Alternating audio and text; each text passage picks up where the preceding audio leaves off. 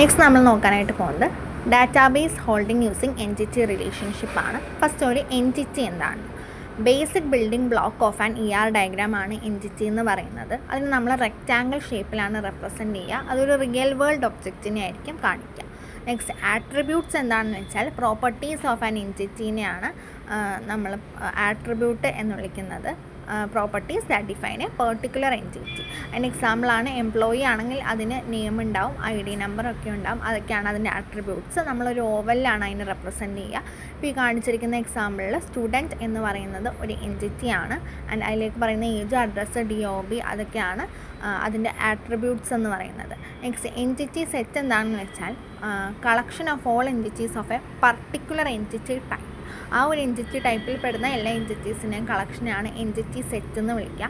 And entity type is entities having similar attributes. Same ആയുള്ള attributes ഉള്ള എൻറ്റിറ്റീസിനെയാണ് entity type എന്ന് വിളിക്കുക. ഈ ടൈപ്സ് ഓഫ് ആട്രിബ്യൂട്ട്സിൽ കോമ്പോസിറ്റ് ആട്രിബ്യൂട്ടും ഉണ്ട്, സിമ്പിൾ ആട്രിബ്യൂട്ടും ഉണ്ട്. സിമ്പിൾ ആട്രിബ്യൂട്ടിൻ്റെ മറ്റൊരു പേരാണ് ആറ്റമിക് ആട്രിബ്യൂട്ട് എന്ന് പറയുന്നത്.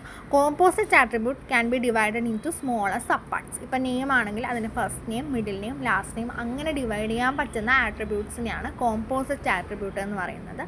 Simple attribute cannot be divided into smaller parts. എക്സാമ്പിളാണ് ഒരു പേഴ്സൻ്റെ ഏജ് എന്ന് പറയുന്നത്. അടുത്തതാണ് സിംഗിൾ വാല്യൂഡ് ആട്രിബ്യൂട്ടും മൾട്ടി വാല്യൂഡ് ആട്രിബ്യൂട്ടും. Single valued attribute means there is a single value for a particular entity. Example age, ഒരു എൻറ്റിറ്റിക്ക് ഒരു സ്റ്റുഡൻറ്റിനാണെങ്കിൽ ഒരു ഏജ് ഉണ്ടാവും. എന്നാൽ മൾട്ടി വാല്യൂഡ് ആട്രിബ്യൂട്ട് ആണെങ്കിൽ there will be more than one value for a particular entity. എക്സാമ്പിളാണ് colour attribute for cars, different colours വരാം. അല്ലെങ്കിൽ ഫോൺ നമ്പർ, ഒരു പേഴ്സൺ തന്നെ മൾട്ടിപ്പിൾ ഫോൺ നമ്പേഴ്സ് പോസിബിളാണ്. അപ്പോൾ അങ്ങനെയുള്ളതാണ് മൾട്ടി വാല്യൂഡ് ആട്രിബ്യൂട്ട്സ്. അതിനെ നമ്മൾ ഡബിൾ ഓവലിട്ടാണ് റെപ്രസെൻറ്റ് ചെയ്യുക. ഈ മുകളിൽ കാണിച്ചിരിക്കുന്ന എക്സാമ്പിൾ ഫോൺ നമ്പർ എന്ന് പറയുന്ന ഒരു മൾട്ടി വാല്യൂഡ് ആട്രിബ്യൂട്ടാണ്. അതുകൊണ്ടാണ് അത് ഡബിൾ ഓവലിൽ റെപ്രസെൻറ്റ് ചെയ്തിരിക്കുന്നത്. നെക്സ്റ്റ് നമ്മൾ നോക്കുന്നതാണ് stored and derived attribute. Stored attribute എന്ന് വെച്ചാൽ ഒരാളുടെ ബർത്ത് ഡേറ്റ്, അത് ഓൾറെഡി ആ ഒരു ഡാറ്റാബേസിൽ സ്റ്റോർഡ് ആയിരിക്കും.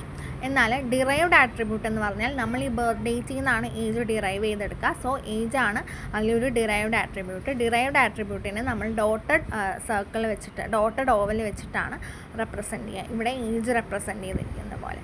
ഇനി അടുത്തത് key attribute. Key attribute is use to uniquely identify an entity.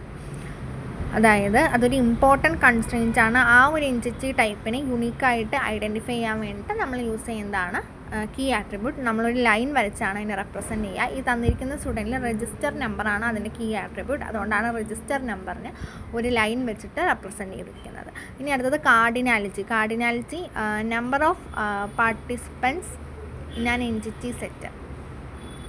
അതായത് 1:1, 1:n, m:1, n:m. അതായത് എത്ര പാർട്ടിസിപ്പൻസ് ഓരോ എൻറ്റിറ്റി സെറ്റ്സിൻ്റെയും റിലേഷൻഷിപ്സിൽ ഉണ്ട് എന്നുള്ളതിൻ്റെ എണ്ണമാണ് അതിൻ്റെ കാർഡിനാലിറ്റി എന്ന് പറയുന്നത്.